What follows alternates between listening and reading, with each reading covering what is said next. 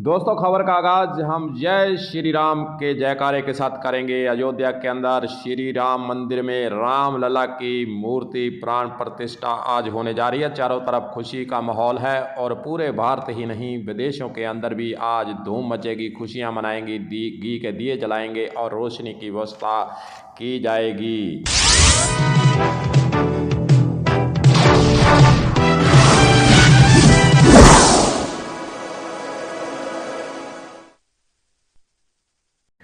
दोस्तों, श्री राम जी ने संदेश दिया था कि ईमानदारी से सबकी भलाई का काम करें। और यहाँ भी आप जो भी नौकरी करते हैं, चाहे आप व्यवसाय करते हैं, कुछ भी करते हैं, आप ईमानदारी से करें, सबकी भलाई का ध्यान रखें, सबके साथ व्यवहार अच्छा रखें और जो रिश्वतखोरी है उससे दूर रहें और अपनी किरत कमाई ही करें। दरअसल सोचने वाली बात यही है कि क्या हम श्री राम जी के कहे रास्ते पर चल रहे हैं? नहीं चल रहे हैं। सभी को अपने अपने घरों के खजाने भरने की लगी रहती है।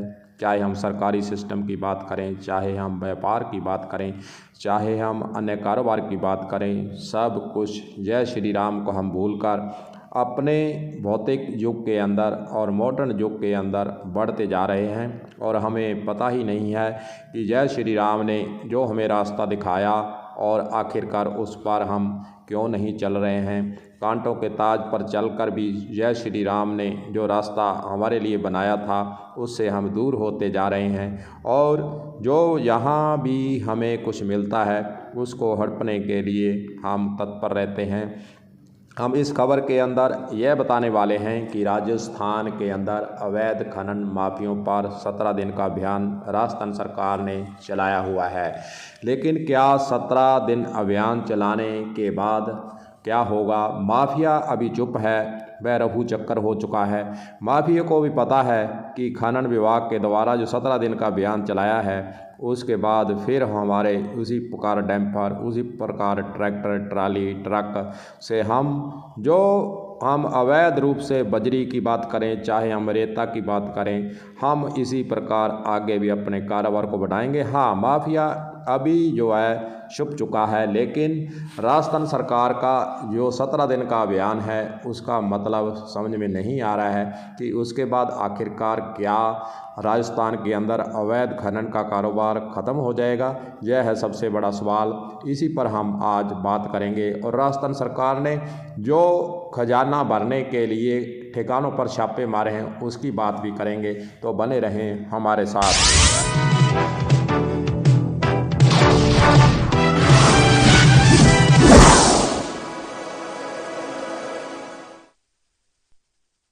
तो दोस्तों, मीडिया के अंदर यह खबरें आई हैं कि 670 जगहों पर खान माफिया के विरुद्ध कार्रवाई करते हुए राजस्थान के अंदर छापे मारे गए हैं और लाखों रुपए भी वसूले गए हैं। लेकिन हम इस तस्वीर को देखते हैं। 670 स्थान अवैध खनन के लिए संवेदनशील राजस्थान सरकार ने जो माने हैं उसकी ग्राफिक के जरिए आपको इस खबर के अंदर दिखाएंगे कि कहां पर कितने ठिकाने हैं यहाँ से अवैध रूप से खनन हो रहा है। राजस्थान सरकार की अवैध खनन रोकने की मंशा है, लेकिन कुछ दिन अभियान चलाकर अवैध खनन रोक पाना बड़ा ही मुश्किल लगता है। अवैध खनन पर स्थायी नियंत्रण के लिए खान विभाग की विजिलेंस विंग को मजबूत करने की आवश्यकता प्रतीत होती है। प्रदेश में खान विभाग ने अवैध खनन के स्थान चिन्हित किए हुए हैं, लेकिन अभियान में सबसे पहले चिन्हित स्थानों पर प्रभावी कार्रवाई नहीं की गई दिखती है। प्रदेश भर में 670 स्थान ऐसे हैं जहां से 10 से अधिक तरह के खनिजों का बड़े पैमाने पर अवैध खनन लंबे समय से होता नजर आ रहा है। इसमें गार्नेट और वेनोनाइट, लाइमस्टोन, जिप्सम, चाइना चल क्ले, क्वार्ट्ज, फेसपार सहित कई कीमती ऐसे खनिज शामिल हैं जो कि अवैध रूप से खंगाले जा रहे हैं और जो माफिया है वह अपने घरों को भरने के लिए लगा हुआ है। बजरी और मैसनरी स्टोन का भी भारी मात्रा में अवैध खनन होता नजर आ रहा है। इस प्रकार अगर हम नज़र डालें तो राजस्थान के अंदर खनिज की कमी नहीं है। और इसी को अगर सही तरीके से और एक योजनाबद्ध तरीके से अवैध खनन को रोककर अगर राजस्थान सरकार कदम उठाती है तो करोड़ों अरबों रुपए राजस्थान के खजाने में जा सकते हैं।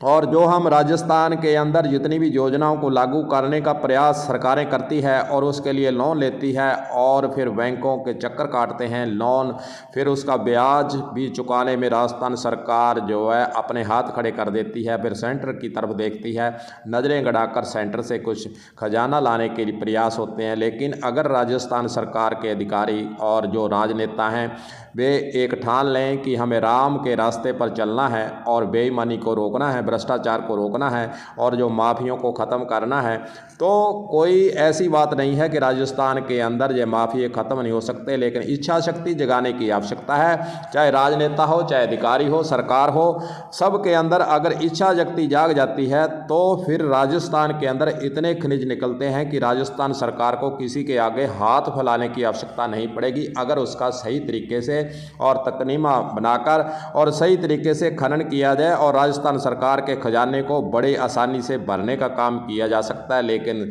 फिर वही बात घूम फिर कर आती है कि माफिया आखिरकार खजाने को लूट रहा है और उसके साथ साथ कुछ अधिकारी भी मिले हुए हैं, क्योंकि बिना अधिकारियों के मिले कोई भी काम, कोई भी ऐसा जो आपको काम दिखे कि वह सरकार के विरुद्ध है, कर नहीं सकता। लेकिन ख़ास बात यही है, दुख यही है, जनता के अंदर पीड़ा यही है कि कुछ लंबे चौड़े माफिए लगे हुए हैं और राजस्थान को लूट रहे हैं और उसके साथ साथ अधिकारी जो बड़े अधिकारी हैं, IAS हैं, IPS हैं, वह उस लूट में शामिल है।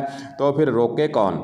सबसे बड़ा सवाल है कि सरकार के नेता भी इसके अंदर शामिल हैं। जो माफिया, जो लंबा चौड़ा माफिया है, जो खनन को राजस्थान के कारोबार में फैला कर बैठा है, वह कोई मामूली आदमी नहीं है, गरीब के बूते के बाहर से है ये मामला।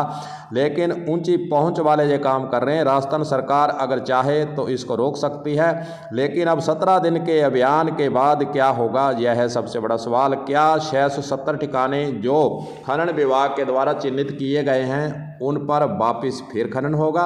यह सवाल बार बार जनता के मन के अंदर घूम रहा है कि 17 दिन अभियान तो चलाया, उसके बाद फिर आखिरकार क्या होगा? यह तमाम बातें देखने वाली होंगी।